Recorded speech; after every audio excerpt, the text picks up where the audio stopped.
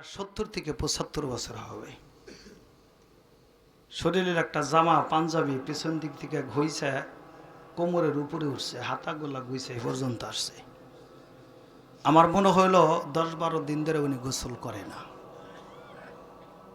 মাথায় সাবানও নাই না, তৈল ব্যবহার করে না। লোকটা পাশে বসছে, আমি জিজ্ঞাসা করলাম বাজান কই যাবেন? প্রশ্ন করার সাথে সাথে বেচারাটা চোখের পানি ছাইড়া দিছে। আমি বললাম বাজান আমি ভুল করলে আমারে মাফ করে দিয়েন। কয় না হুজুর, আপনি প্রশ্ন করছেন, প্রশ্নের জবাব দিব। কি হয়েছে বলেন? বলে আমার 4টা পুত্র সন্তান। কয়টা? কথা কন কয়টা? গ্রামের নামটাও বলে দিই, লাউহাটি গুদারাঘাটের পশ্চিমপুর জায়গার নাম হলো ডামখণ্ড। শুনছেন আপনারা? দল্লা গ্রামের পূর্ব পাশে সরের ভিতরে এলাকাটা। হুজুর 4টা পুত্র সন্তান, 4টা পুত্রবধূ আমার আছে, নাতি নাত করেও আছে। আজ 13 বছর হয়ে গেল, বিবি মারা গেছে। 13 বছরের মধ্যে 13টা ওক্ত আমার সন্তানরা আমারে খাওন দেয় নাই। এখন কি করবেন? বলে লাউহাটি হাটে গিয়া কিছু হাত পাতবো, যা টাকা পয়সা পাবো কিছু ময়দা কিনবো, বাড়ি আইসা কিছু পেঁয়াজ কাঁচামরিচ কাইটাইডার ভিতরে মাখাইয়া একটা বল বানাবো। মুরব্বীরা বলতো লুট পোড়া, কলার পাতা দিয়ে সেটা পোড়া দিব, তাও নিজের বাড়িতে দেওয়া যাবে না, আরেকজনের বাড়িতে দিতে হবে।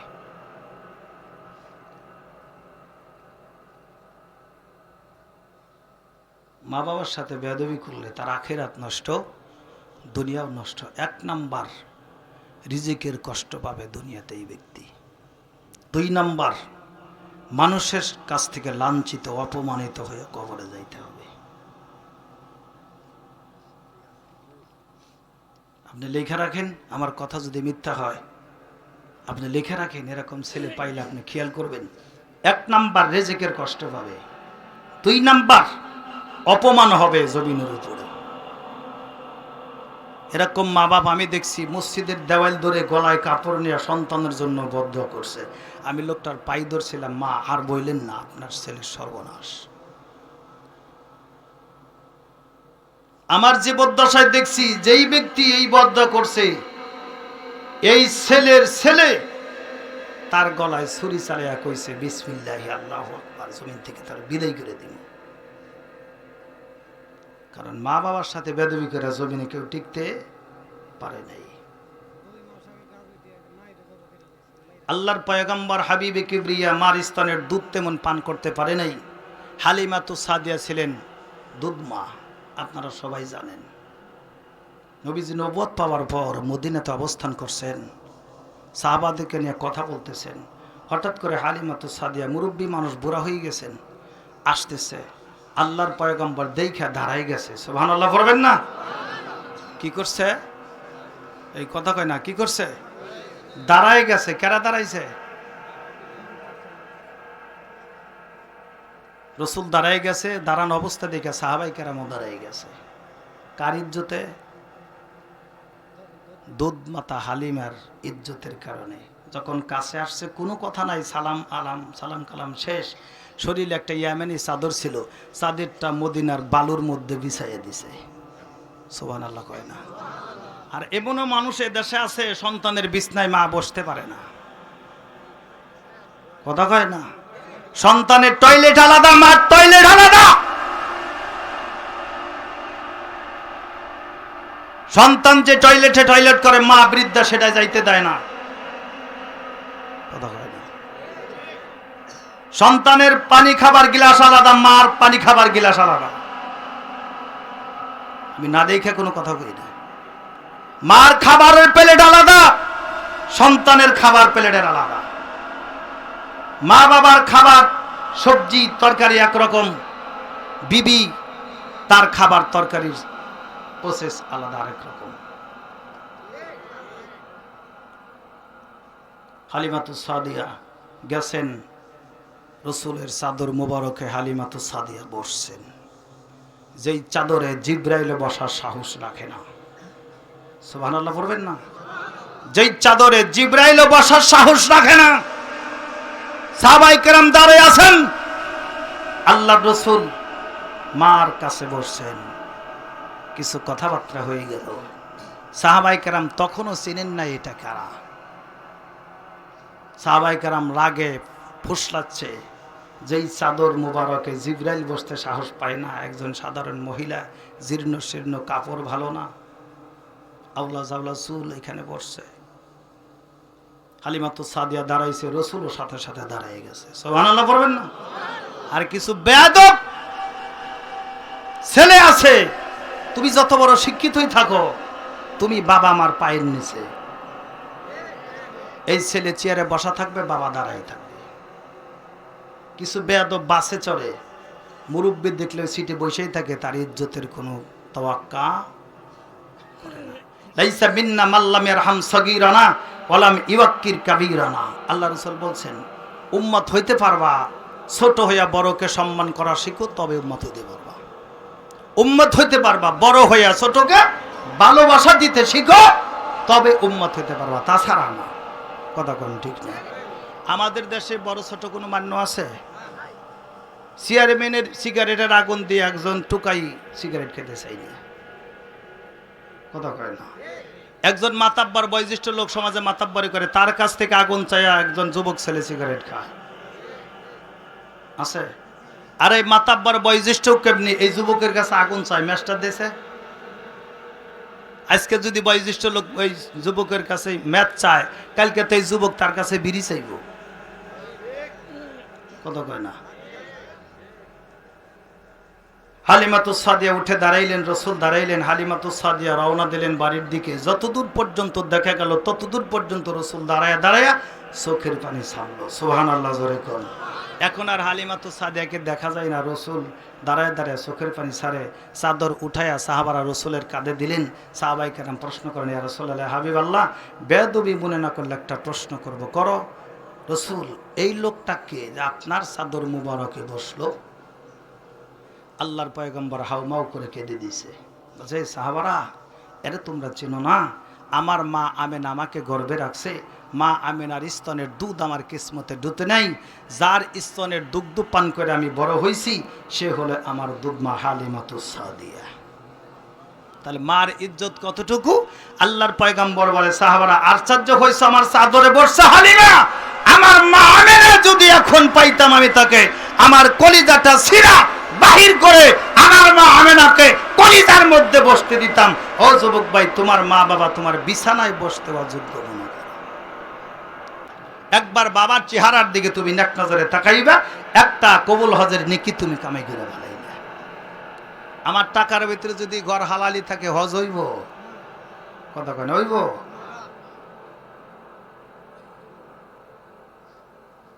এখানে কোনো না কবুল হওয়ার কোনো আশা নাই, সন্দেহ নাই, সন্দেহ মুক্ত। মার চেহারার দিকে আপনি নেক নজরে তাকান, মোহাব্বতের নজরে তাকান, আল্লাহ তাআলা কবুলিয়াত হজের নেকি আমল নামায় দান করে দিবে। সাহাবাই কেরাম বলেন, ইয়া রাসূলুল্লাহ, যদি দুইবার তাকাই তাহলে দুইটা, তিনবার তাকাই তিনটা, চারবার তাকাই চারটা, বলে একাধিকবার তাকাই, বলে একাধিক হজের নেকি আল্লাহ আমলে দান করবে। সুবহানাল্লাহ। আর এখন বর্তমান মা বাবার পায়ে তো সালাম নাই, সালাম গেছে হসুর হাসুরির পায়ে। আমি আর নিচে না নামলাম কি ঠিক না? বছরের পর বছর যায়, মার মুখে একটা আঙ্গুর আসে না, শাশুড়িরে খাওয়াই বেঁধে না, কি ঠিক না? আর তুমি অসুখে পড়ে দেখো, এক ছেড়ে 5 দিন বিছনায় পড়ে থাও, তোমার শাশুড়ি তোমার খবর নিবে না। আর মা সবাই ঘুমাবে, মা তোমার মাথার কাছে বসে মাথার আঁচলটা মাটিতে বিছাইয়া সুজা সেজদায় পরে ডাক দিবে, আল্লাহ আমার হায়াত নিয়ে নাও, আমার সন্তানের হায়াত বাড়ায় দাও। আমি আপনাদের কথা বলি না, আমার কথা, আমি অহংকার করি না। আমার আব্বা নাই, মা আছে। 26 বছর ধরে মাকে পালি। 2012 সালে মাহফিলে যাওয়ার সময় অ্যাক্সিডেন্ট হয়েছিলাম, ওই পাথরঘাটা শিরঘাটা আছে না, এদিকে যাওয়ার সময় পোলাপান গাড়ির উপর দৌড়ে দিয়েছিল, ওই বাম পায়ের এই মালইটা মাঝখানে ডোম হয়ে গেল। তাও ফিরে আসছিলাম না, ওখানে 45 মিনিট বয়ান করছিলাম এই বাঙ্গা ভাও নিয়ে। আমার মা সংবাদ পাওয়ার পরে সকালবেলা গোসল করছে, গোসল করে একটা কাপড় পরছে, কাপড় পরে যেই জায়গায় দাঁড়ায় ইমামতি করি ওই জায়গায় মসজিদে গিয়ে 2 রাকাত নামাজ পড়ছে। অহংকার করার জন্য বলছি না। আমার মা ওখানে 2 রাকাত নামাজ পড়ে দোয়া করছে, আল্লাহ আমার সন্তান এই জায়গায় 17টা বছর যাবত নামাজ পড়ায় দাঁড়ায়া, কিচ্ছু চাই না, তুমি আমার সন্তানকে এই জায়গায় দাঁড়ায় নামাজ পড়ানোর তৌফিক দিও। ইয়ার একটা দোয়ার তামাম পৃথিবী একদিকে সমান হবে না। কথা কোন সমান হবে? হবে না। আর সেই মা বাবার সাথে মানুষ বেয়াদবি করে, পৃথক খায়। কসম খোদার, কিছু কিছু মানুষ দেখলে আমার খুব আফসোস লাগে। সমর্থনগুলো মানুষদেরকে আগুন দেওয়া পুরাচ্ছে, যাকে যেরকম শাস্তি দেওয়ার দরকার এরকম দিচ্ছে। ছেলেদের সরে দেয় এখান থেকে। আমার ভাইরা, আল্লাহ রাব্বুল আলামিন হযরত জিবরাইলকে পাঠাই দিবেন। খোদার কসম করে বলে ইমাম গাজ্জালী রাহমাতুল্লাহ আলাইহি জাহান্নামের গেটের কাছে গিয়া যখন হযরতে জিবরাইল আলাইহিস সালাম তার কণ্ঠের আওয়াজ দিছে, মালিক ফেরেশতা চেয়ার থেকে লাফ দিয়া দাঁড়ায় গেছে। জোরে কোন আল্লাহু আকবার। এটা সাধারণ কোনো ফেরেশতা না, মুহাম্মদুর রাসূলুল্লাহর সাথেই আকাশ থেকে জমিনে আসিয়া 24,000 বার তার সাথে দেখা করছে। ইনি হলেন সেই জিবরাইল ফেরেশতা। জোরে কোন মারহাবা। আমার ভাইরা, বাবে জিবরাইল গেট দিয়া 12,000 বার দেখা করছে। সুবহানাল্লাহ বলেন। আমার ভাইরা, ওই জিবরাইলের কণ্ঠ পাইয়া চেয়ার থেকে লাফ দিয়ে দাঁড়ায় গেছেন। মালিক ফেরেশতার বডিও আগুনের তৈরি, যেই চেয়ারটার মধ্যে বসা চেয়ারটাও আগুনের তৈরি, জাহান্নামের ভিতরে চেয়ারটা অবস্থিত। মালিক ফেরেশতা উঠিয়া দরজাটা খুইলা দেখি এটা অন্য কোনো ফেরেশতা না, এটা ফেরেশতাদের সর্দার হযরতে জিবরাইলের আগমন। একটু জোরে বলা যাবেন আল্লাহু আকবার।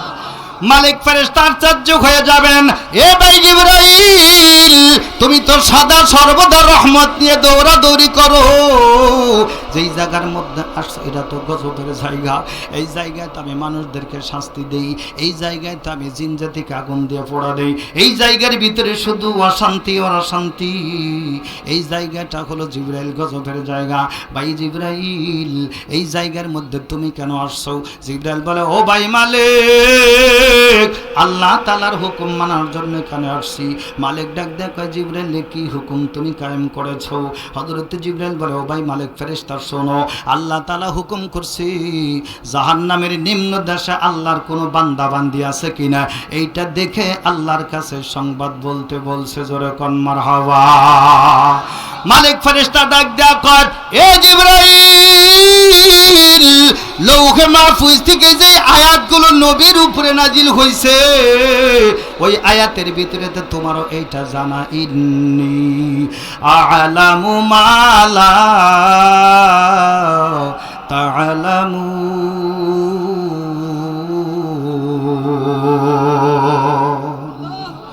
ও ভাই জিবরাইল, এটা তো তুমিও জানো। আল্লাহ কয়, আমি যা জানি তুমি তা জানো না। আল্লাহর তো জানা জাহান্নামে কে আছে আর কে নাই। জিবরাইল কয়, মালিকের এত কথার দরকার নাই, জাহান্নামের ভিতরে যদি কেউ থাকে সেটা সংবাদ দেওয়ার জন্য আমাকে বলছে। আমার ভাইরা,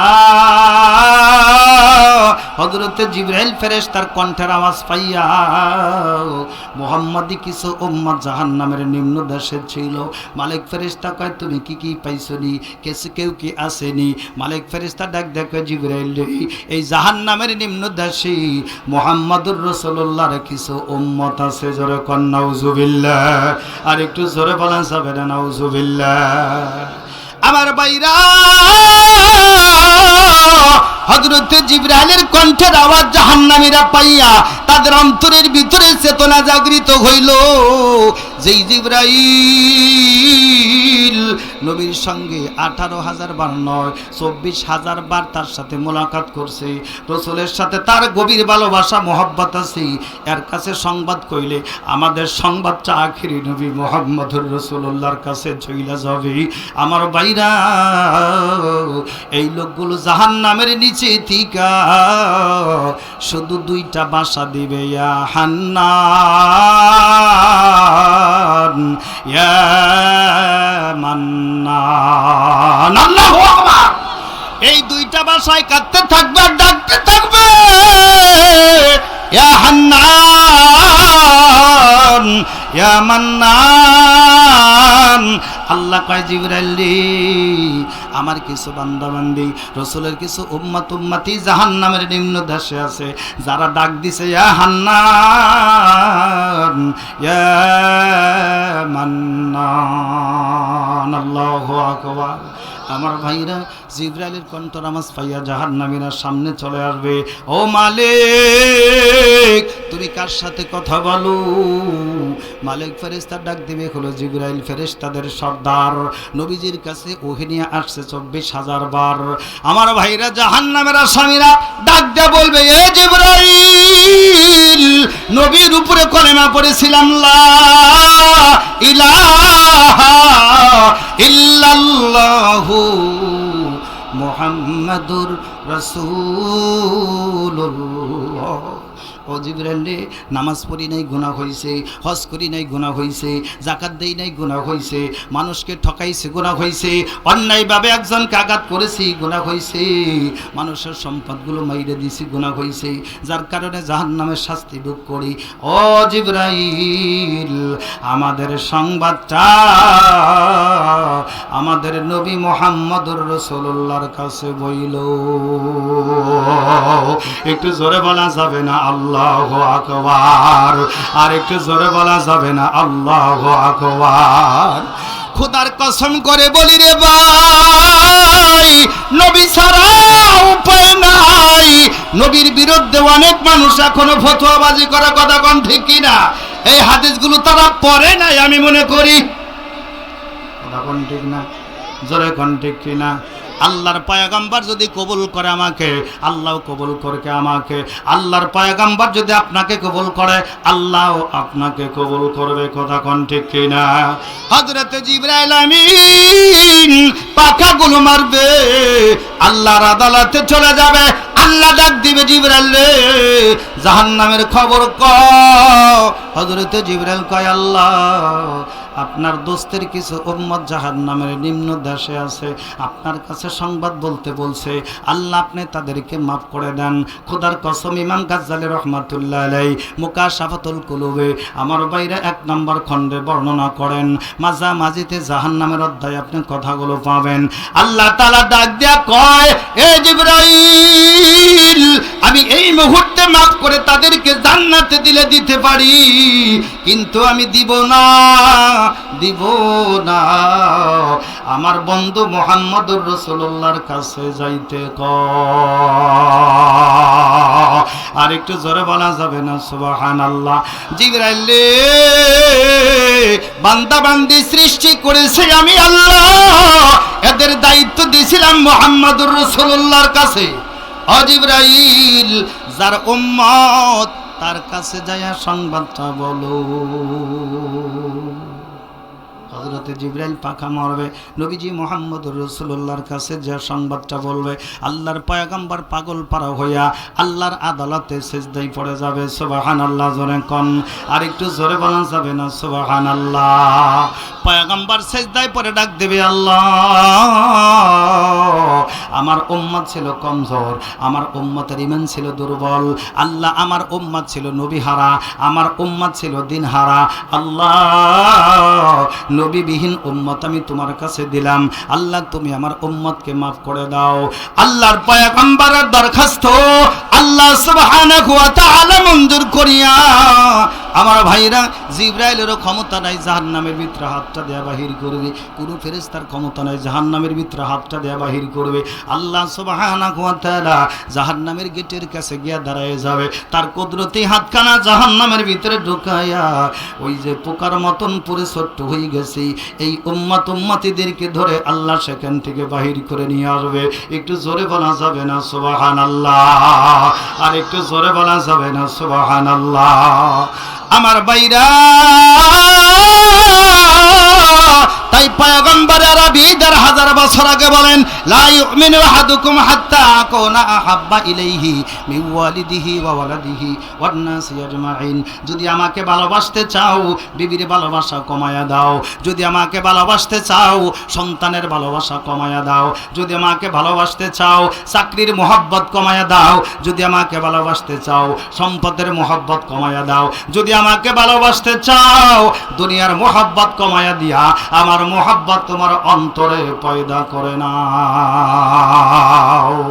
আমার ভাইরা, আমার বন্ধুগণ, অল্প সময়ের ভিতরে আমি আপনাদের মাঝে মুনাজাত পরিচালনা করে বিদায় হয়ে যাব।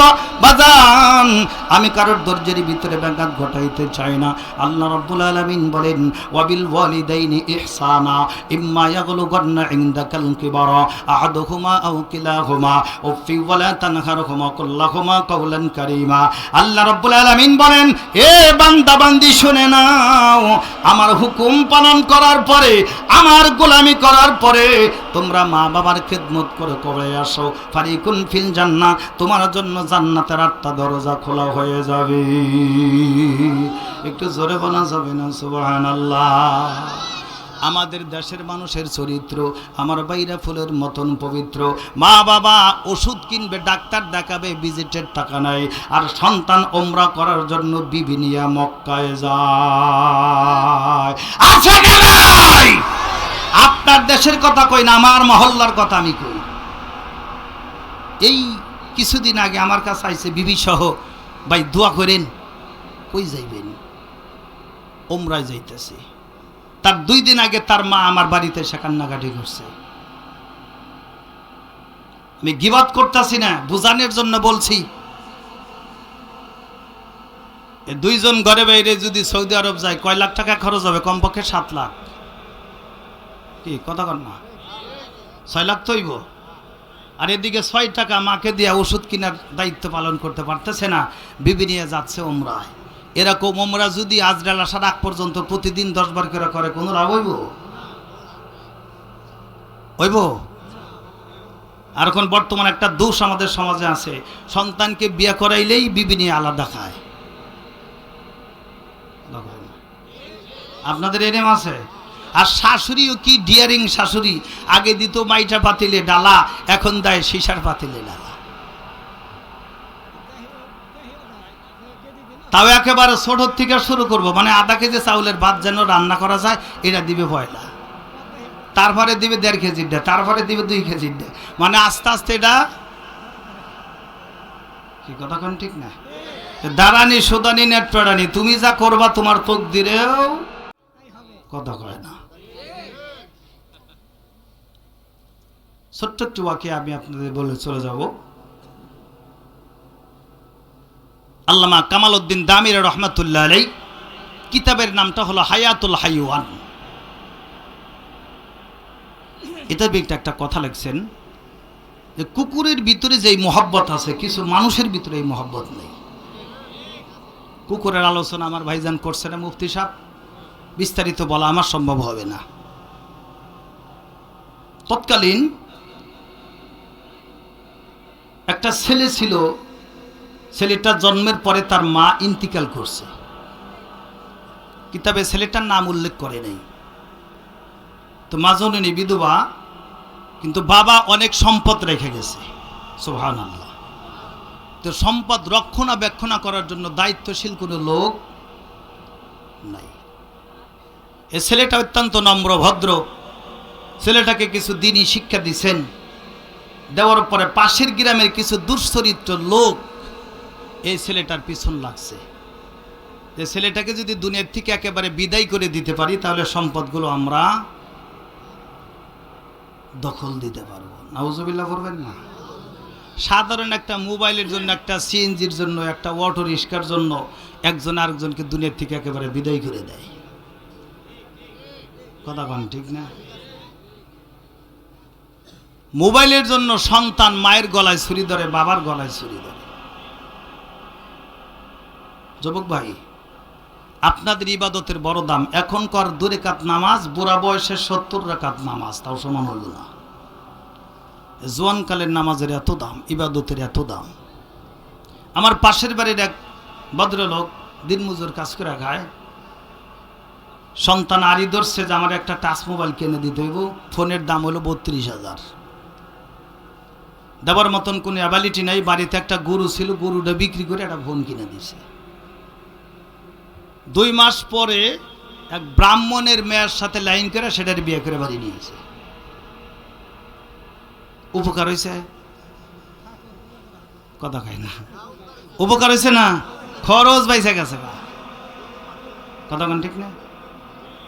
মেয়ে পরে ভাইবে মেয়ে রাতে টাচ ফোন আমি চালাই। আমার এই সিমের বয়স 32 বছর। কয় বছর? অহংকার নাই এটা আমার। আমি গৌরব করি, একটা সিমের খোরাক যোগাইবার পারি না। এবার মনে হয় 120টা 30টার উপরে মাহফিল করছি। যদি 2000 করে টেহাও দেন তাও না পরে 2.5 লাখের কাছে যায়। আর আমি কোনো ওয়াজে যায় কন্ট্যাক্ট করি না। বড় বড় মাহফিল আল্লাহ তাআলা নেয়, একটা সিমের খোরাক যোগাইতে পারি না। আমার ভাইজানের কাছে সিম, একজনকে জিজ্ঞাসা করছি, ভাই আপনার সিম কটা? আমার সিম 21টা। আমি জিজ্ঞাসা করলাম সবটি চালু না? কয় হ্যাঁ সবটি চালু। কোন সিম কোনটার হাতে কোয়ার হাতে কথা কয়? বলে কিনা সিরিয়াল করা। নাউজুবিল্লাহ। আল্লাহ পাক এটার থেকে আমাদেরকে হেফাজত করুক। বিজাতিরা এটা বাংলাদেশে ছাড়ছে বাংলাদেশের মুসলমানদের ঈমান নষ্ট করার জন্য। কথা কন ঠিক না? আমার কথায় বেজার হইলে আমাকে মাফ করবেন। বিজাতিরা ছাড়ছেই এটা বাংলাদেশে আমাদের ঈমানটা ধ্বংস করার জন্য। সবচাইতে মারাত্মক জেনা, যেটা বিচার হয় না, শরীয়তের বিচার তো বাংলাদেশে বর্তমান নাইকেই। কথা কন ঠিক না? শরীয়তের বিচার আছে? শরীয়তের বিচার নাই, মারেফাতের বিচার আছে। মারেফাত বুঝেন না? ওই একজনে লারকা লারকি ধরা পড়লে রাত্রিবেলা মাদুরে ডাক দেয়, 500 টাকা দেয়, সোন আইনা 2-3টা বাড়িতে বিদায় দিয়ে দেয়। এটা হলো মারেফাতের বিচার। আর শরীয়তের বিচার হলো বুক পর্যন্ত গারো, তারে পাথর মারো, যতক্ষণ পর্যন্ত মারা না যায় ততক্ষণ মারতে দাও। কথা কন ঠিক না? আর চুরি করলে আগে ডাইনাত কাটো, এরপরে চুরি করলে বামাত কাটো, তারপরে চুরি করলে ডান পা কাটো, তারপরে চুরি করলে বাম পা কাটো, তারপরে চুরি করলে চোখ উড়াও। আছে এগুলো আমাদের দেশে নাই, গেছে, বিদায় নিচ্ছে। আমি যে প্রসঙ্গে কথাটা বলতেছিলাম, এই যুবককে একদল ডাকাত পিছনে লাগছে, তাকে দুনিয়ার থেকে বিদায় করে দিবে। এই যুবক একটা কুকুর পালতো। সুবহানাল্লাহ বলেন। মানে কুকুরের ভিতরে যে গুণ আছে, আমি আগেই বলছি, কোনো মানুষের ভিতরে এই গুণ নাই। কারণ কুকুর কখনো মালিকের সাথে নিমক হারামি কথা কয় না। করে কি? আল্লাহ কম খাওয়াক বেশি খাওয়াক আমাকে আপনাকে খাওয়াইতেছে, পড়াইতেছে, সুস্থ রাখছে, যতটুকু রাখছে আলহামদুলিল্লাহ। এরপরেও সকালবেলা মসজিদে মুয়াজ্জিন আজান দিবে, মাসাম আজান দিবে, আমি আপনি ঘুমের ঘরে কাটাইয়া দিব। কথা কয় না? আমি যে কিতাবের নামটা বললাম, এই কিতাবের ভিতরে ইমাম গাজালি লেখে, মানুষ যখন ঘুমায়া যায় রুহুটা ভিতর থেকে বাহির হয়ে যায়। সুবহানাল্লাহ কয় না? এখন পোস্টে জাগতে পারে, তাহলে হুজুর আবার জাগ না হয় কেমনে? আল্লাহ পাক এই রুহুগুলাকে ধরে ধরে যার যার বডির ভিতরে আবার পৌঁছায় দেয়। যার হায়াত শেষ, শোনেন না আপনারা, যে সন্ধ্যাবেলা ঘুমাইছে তো ঘুমাইছে, আর জাগ না হয় নাই, মানে ওই রুহুটা উড়ন্ত অবস্থাতেই ওখান থেকে আজরাইল ধরে নিয়ে বিদায় হয়ে গেছে গা। সুবহানাল্লাহ বলবেন না? ও ভাই, কিতাব থেকে বলতেছে, আমি কিতাবের বাইরে কোনো কথা বলার চেষ্টা করি নাই। এই রুহুটা যদি আমার আপনার ভিতরে থাকে, বাবা মারা গেছে 10 বছর আগে, সে বাবার সাথে আপনার সাথে সাক্ষাৎ কেন নেই? আমার বুঝান। মা মারা গেছে 20 বছর আগে, সে মাকে স্বপ্নে দেখেন না আপনারা? বাবা মারা গেছে, আমার বাবা মারা গেছে 10 বছর, মাসে 2-4 বার আমি তাকে স্বপ্নে দেখি। হয়তো নামাজে যাচ্ছি, না হয় ওয়াজে যাচ্ছি। একভাবে না একভাবে দেখি। ভিতরে যদি রুহু থাকে তাহলে তো হলো না। কি আসেনি? বাবার রুহু কোথায়? ভ্রমণে আছে। আমার রুহু কোথায়? ভ্রমণে আছে। চলাচল না করলে একজন আরেকজনের সাথে দেখা হয় না। আপনি ঘরে বাসা, আমি ঘরে বাসা, কিয়ামত পর্যন্ত তপস্যা করলেও কোনো কথা, খোদার কসম এটা মারে ভাত। রুহু ঘুমাইলে ভিতর থেকে বাহির হয়ে যায়। আর যে ব্যক্তি মৃত্যু, তারা তাদের রুহু ঘুরতে থাকে, স্বপ্ন যুগে তাদের সাথে সাক্ষাৎ হয়ে যায়। আল্লাহু আকবার, জোরে কোন। আর যে ব্যক্তিরা মারা গেছে স্বপ্ন যুগে, যেটা নিদর্শন দেয়, খোদার কসম 100%-এর মধ্যে 90% সে সংবাদগুলো সত্য। সুবহানাল্লাহ। কোন মৃত ব্যক্তি যদি আমাকে আপনাকে স্বপ্ন যুগে কোনো সংবাদ দেয়, 100%-এর মধ্যে 99% বা 90% এটা সঠিক। কারণ যেই জগতে তারা আছে ওই জগতে মিথ্যার কোনো আশ্রয় নাই। খবরদার, মৃত্যু আত্মীয় স্বজন স্বপ্নের যুগে যদি কিছু বলে সেটা মনে রাখার চেষ্টা করবেন, সতর্কভাবে চলার চেষ্টা করবেন। কোনো বিপদের সম্মুখীন কথা বললে দোয়া পড়বেন, আউযু বিল্লাহি মিনাশ শাইতানি ওয়া শাররি হাযিহির রুইয়া। দোয়াটা পরে বাম দিকে থুতু ফেলবেন, আল্লাহ তাআলা বিপদ আপদ থেকে হেফাজত করবে ইনশাআল্লাহ। আমার বাবাজি, ওই ভদ্রলোকটার পিছনে কয়েকজন দুষ্ট ছেলে লেগে গেল। ছেলে দুইটা ছেলেটাকে দুনিয়ার থেকে বিদায় করে দিবে। তার কুকুরটা তার সাথে যায়, যেদিকে যায় সেই দিকে তার কুকুর যায়। জোরে কোন সুবহানাল্লাহ।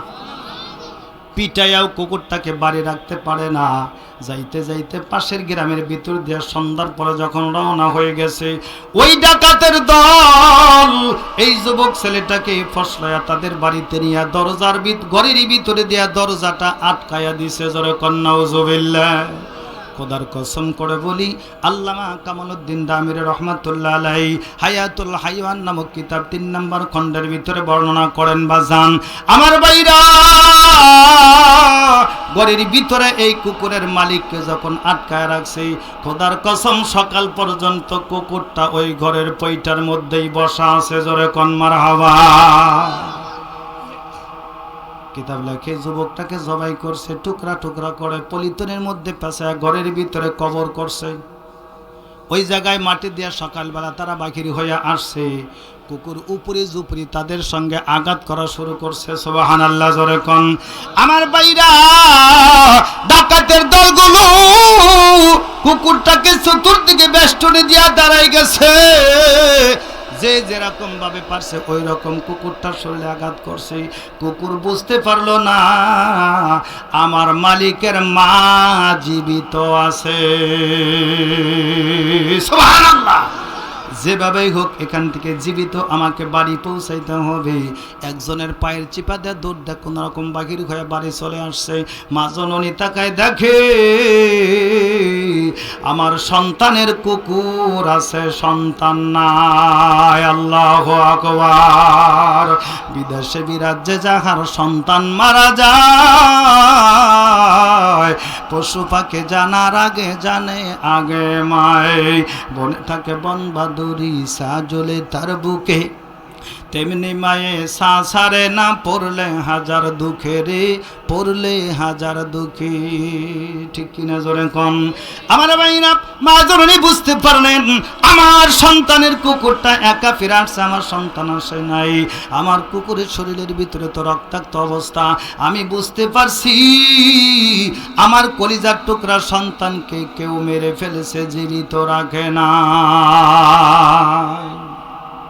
বাজানটি কুকুর তো কথা বলতে পারে না, শুধু কান্নাকাটি করে কান্নাকাটি করি। আমার বাইরে কিছুদিন পার হয়ে গেল, কুকুরটাকে গ্রামের কেউ খাওয়াইতে পারে না। সুবহানাল্লাহ বলেন। কেউ খাওয়াইতে পারে না, পারে না, পারে না, পারে না। আমার বন্ধু, আমার বাবাজিরা, মা জননী আদালতে গিয়া মামলা দিল। ডক্টর রাজিবুল্লাহ ছিলেন আমার বাইরা বিচারপতি। মামলা দিল কিন্তু মামলার কোনো সাক্ষী নাই। ডাক দিল, আম্মা জান আপনার মামলার তো আপনি বাদী, আপনার কোনো সাক্ষী আছে বলে সাক্ষী নাই। একটা সাক্ষী কারা? বলে আমার কুকুর। সুবহানাল্লাহ বলেন। কুকুর তো কথা বলতে পারে না, কুকুর আদালত পর্যন্ত চলে যায়। আমার ভাইরা, সন্দেহমূলক আসামিদেরকে ধরে জেলখানার মধ্যে পাঠায় দিল। 8 দিন পরে আসামিগুলাকে ছেড়ে দেওয়া হলো। কুকুর তাদের পিছনে পিছনে আসামির বাড়ি পর্যন্ত গেল। জোরে কোন সুবহানাল্লাহ। কিন্তু লাভ নাই, কথা বলতে পারে না, কথা বলতে পারে না। 8 দিন পরে ওই কুকুরটা ঘরের দরজার মধ্যে বসা, মালিককে ঘরের ভিতরে। তাহলে মার ইজ্জত কতটুকু? আল্লাহর পয়গম্বর বলে, সাহাবারা আশ্চর্য হইছে, আমার চাদরে বসছে হালিমা, আমার মা আমেনা যদি এখন পাইতাম আমি তাকে আমার কলিজাটা ছিঁড়া বাহির করে আমার মা আমেনাকে কলিজার মধ্যে বসতে দিতাম। ও যুবক ভাই, তোমার মা বাবা তোমার বিছানায় বসতে অযোগ্য মনে করো? কথা কোন ঠিক না? আল্লাহ তাআলা আমাদেরকে সঠিক বুঝ দান করুক। আমার কথায় যদি কেউ কষ্ট পেয়ে থাকেন ক্ষমার দৃষ্টিতে দেখবেন, আমার জন্য দোয়া করবেন, আমি আপনাদের জন্য দোয়া করি। সর্বোপরি শুকরিয়া, আমার এই ছেলেটা আপনাদের গ্রামে দিয়ে গেছি। আল্লাহ তাআলার কাছে তোয়াক্কা করে দিলাম আপনাদের সফর্দ। কি বেজার হলেন আপনারা? আজ থেকে হয়তো 25 বছর 26 বছর আগে আপনাদের এই মসজিদে আমি 1-1.5 মাস ছিলাম। তখন টিনের ঘর ছিল, হাকিম ভাই ছিল সভাপতি, রাসু ভাই আমার সাথে শুইত। আমি সেই লোক। আপনাদের এখানকার সংবাদটা পাই আমি নিজেই আসছিলাম। আমার নাম হলো আতিকুর রহমান, ডাক নাম আতিকুর রহমান। আতিক কইলে সবাই চিনে। ইউটিউবে বয়ান ছাড়া আছে আতিকুর রহমান নাগরপুরি। যদি কারো দরকার হয় শুধু এতটুকু লিখবেন, আতিকুর রহমান নাগরপুরি, ওয়াজ পেয়ে যাবেন। সকলের কাছে করজোর বিনতি, আপনারা সবাই নামাজ পড়বেন ইনশাআল্লাহ। তরিকা একটা, সেটা হলো মুহাম্মাদুর রাসূলুল্লাহ। অন্য কোন তরিকা আমরা মানতে রাজি না। ওমা আলাইনা ইল্লাল বালাগ। আসসালামু আলাইকুম ওয়া রাহমাতুল্লাহি ওয়া বারাকাতুহু।